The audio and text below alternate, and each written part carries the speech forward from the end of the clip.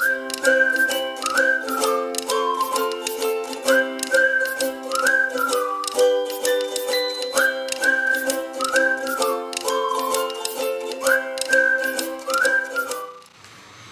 Homeopaths, welcome to practical homeopathy. मैं हूँ doctor संजीवनी और आज जो रूब्रिक मैं आपके साथ शेयर करने वाली हूँ वो है affectation. There are two rubrics in the repertory, affectation and affectionate. बहुत ही अलग मीनिंग है दोनों का। अभी जो रूब्रिक शेयर कर रही हूँ वो है एफेक्टेशन, ठीक है। इसका सीधा सीधा मीनिंग क्या है कि दिखावा। अभी ये जो रूब्रिक है उसके एक्सप्रेशंस बहुत अलग अलग है। 3 उसके अलग अलग एक्सप्रेशंस है जो मैं अभी आपके साथ शेयर करने वाली हूँ। पहला तो ये है कि एफेक्टेशन में इंसान जो है उसको ना लाइमलाइट में रहने का बड़ा मन करता है। जो भी इंसान अगर ये चाह रखता है कि लोगों का ध्यान मुझ पे जाना चाहिए, उसके लिए अगर दैट पर्सन इज़ एग्जैजरेटिंग और व्हाट यू कैन से, वो अपनी कोई भी चीज़ बढ़ा चढ़ा के बोल रहा है या फिर बढ़ा चढ़ा के कुछ कर रहा है। If the person is exaggerating his qualities by behaving differently और बाय टॉकिंग डिफरेंटली, मतलब लोग बोलते हैं ना जो अपने बारे में बढ़ा चढ़ा के बात करते हैं, वो भी इस रूब्रिक में आएंगे।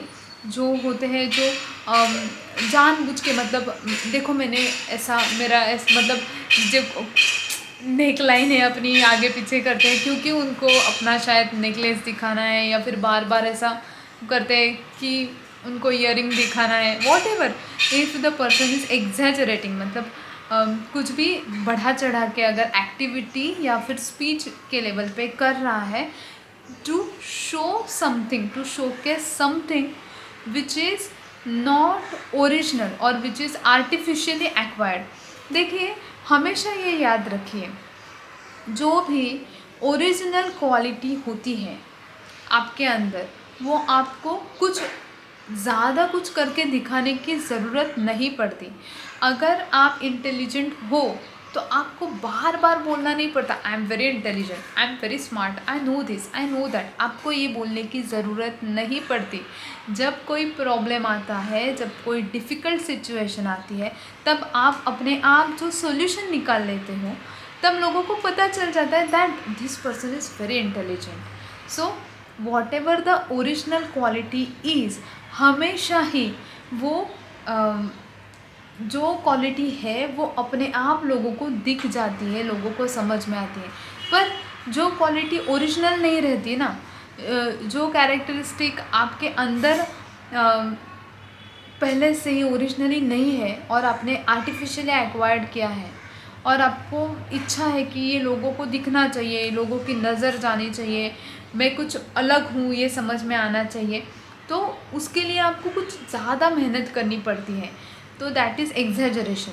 When somebody is exaggerating in terms of gestures, behavior or talk to showcase whatever he has artificially acquired, knowledge रहेगा, किधर से पढ़ा है, ठीक है, या फिर कुछ ज्वेलरी या फिर वॉट एवर इट इज़। अगर कोई एग्जैजरेट कर रहा है तो उसको आप अफेक्टेशन में डाल सकते हैं। This is the one part. मैंने बोला ना 3 अलग अलग शेड्स है, तो ये पहला एक्सप्रेशन है कि झूठ मूठ का दिखावा। अगर कोई पेशेंट आपको बोलता है डॉक्टर हाँ हमारे पास तो गाड़ियों की लाइन है, इतनी गाड़ी है, देखो मैंने कल ऑडी लाई थी, जब मैंने फर्स्ट कंसल्टेशन में आया था मैं अपने मर्सिडीज़ में आया था।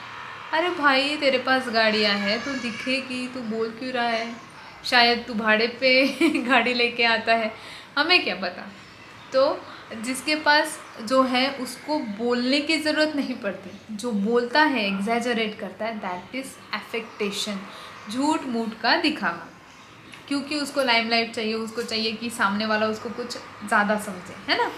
दूसरा एक्सप्रेशन ये है कि patient, if a patient is saying कि या doctor I am okay, completely fine doctor, या गुड आई एम गुड। अरे तू गुड गुड बोल रहा है पर तेरे पेट में जो गुड़ गुड़ हो रही है वो तेरे चेहरे पे दिख रही है। इसका मतलब क्या कि सिर्फ पेशेंट स्पीच से ही बोल रहा है कि हाँ मैं ठीक हूँ, मैं ठीक हूँ, पर उसके चेहरे पे 12 बजे हुए हैं, उसकी बॉडी लैंग्वेज से आपको पूरा पता चल रहा है कि बॉस इसकी वाट लग चुकी है, उसको बहुत पेन हो रहा है, बहुत दर्द हो रहा है। तो अगेन दिस इज़ एफेक्टेशन, झूठ मूठ का बोल रहा है मैं ठीक हूँ, हाँ मैं ठीक हूँ, मतलब तेरा आवाज़ भी नहीं आ रहा है पर मैं ठीक हूँ, क्योंकि एक फॉल्स ईगो कि हाँ मेरे में है इतनी ताकत, I can bear this pain, I can do this. तो ये सेकेंड एक्सप्रेशन है। थर्ड एक्सप्रेशन में क्या आएगा कि कुछ पेशेंट्स ऐसे होते हैं, देखो you are busy in case taking of some other patient, there are patients waiting for you in waiting area, और अगर कोई पेशेंट लेट आया है पर उसको चाहिए कि इतना टाइम कौन रुकेगा यार, जल्दी से जल्दी मेरा केस ये डॉक्टर ले ले और मैं अपना निकल जाऊँ, ये अभी 4 पेशेंट्स और है, हर एक पेशेंट को ये डॉक्टर 15 मिनट तो लेता ही है, मतलब कितना हो गया, आधा घंटा, आधा घंटा, इतना टाइम मेरा जाएगा, माय गॉड मैं तो वेट नहीं कर सकता 1 घंटा। तो अगर ऐसी सोच रखे कोई पेशेंट कोई भी एक्सप्रेशंस ज़्यादा कर रहा है, मतलब ज़ोर ज़ोर से खांस रहा है, या फिर दुख रहा है, दुख रहा है, या फिर बेंट हो रहा है, जो भी इतना एग्जैजरेट करके देख रहे हैं, रिसेप्शनिस्ट का ध्यान जा रहा है, दूसरे पेशेंट्स का ध्यान जा रहा है, इतना नहीं आपको भी अंदर आवाज़ सुनाई दे रही है और बाकी लोगों को लग रहा है बाप रे इसको बहुत तकलीफ़ हो रही है, पहले इसको ले लो डॉक्टर, पहले इसका देख लो, हम ठीक है हम बाद में आएंगे, इसका पहले आप चेकअप कर लो। तो what is this? This patient is exaggerating his symptoms. This is once again affectation. मतलब जो बोल रहा है मैं ठीक हूँ पर ठीक नहीं है, वो भी झूठ बोल रहा है, ये ठीक है मतलब इतना भी बुरा नहीं है इसकी हालत, पर एग्जैजरेट कर रहा है क्योंकि उसको जल्दी आना है, तो ये भी झूठ मूठ है।